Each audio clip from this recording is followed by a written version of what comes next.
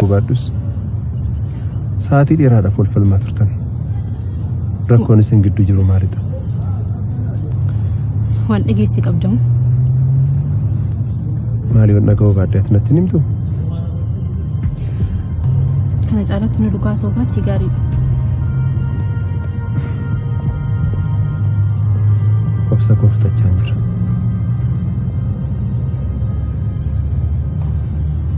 Situ dubbachaa jira. Siin immoo boonsaan meeqaan bitee natti si argee laata? Silaa namni bara seenaa faayidaadhaaf nama ajjeesuu barbaada. Maayite? Boonsaa? Eenyudha boonsaan immoo?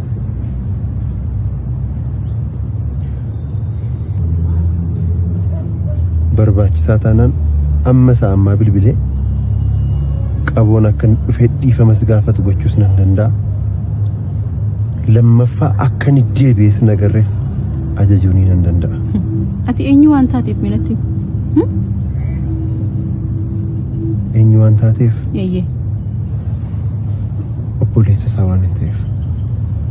Obboleessa isaa hangafaa waan hin ta'eef. Ati kumaadha moo? Kumaa?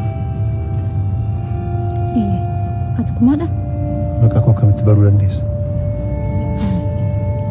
Akkati kumaa taate sin barri dhiifama. Garuu qabuun baay'ee si arguu barbaada maal waa miti dubbisi. Bilbiluu pilaata baay'ee si arguu barbaadan isa dhugaa. Lakki. Hin barbaachisu. Garuu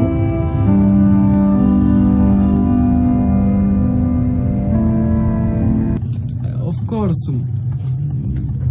maal gochuu danda'amitteeti. Uffannaalee akkasuma baay'ee salphisteeffatta. Yaa maal sitti fakkaata ani uffanni qullaa dhossinaan amma kanatti gatiin isaa waan jedhee yaadu. Ani guyyaa guyyaadhaan suufii jijjiireffachuu nan danda'a.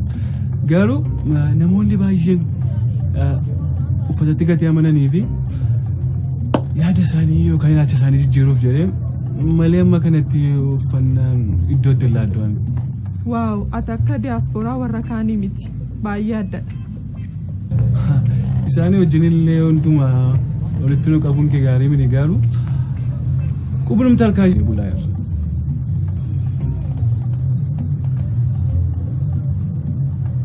Maalirree namuu matta'u bunni siifa dhufu fakkaata. Okay. Poolisoota ani erguus dhaabsisuus hin danda'u. Garuu ammayii isaan godhee bartaapha miti yaalii ajjeechaadha. Yaalii lubbuu namaa balleessuu. Feenet maaliif sobdaa?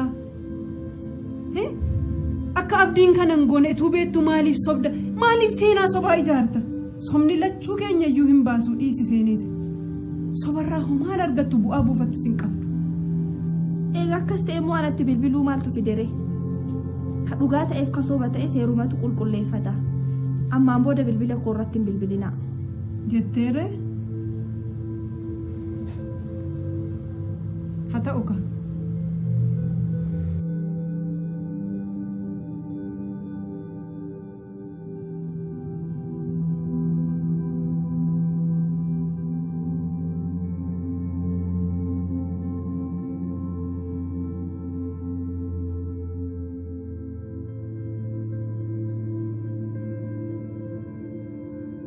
Hello. Eenyu jedhu? Ana qaboodha. Xiqqoona wajjin haasoo dandeessa? Maal barbaadde? Wanti biraan maaltu jira? Dubbiima jalqabde kana utuu gabaabsiteen wayyoo jechuuf jedhe.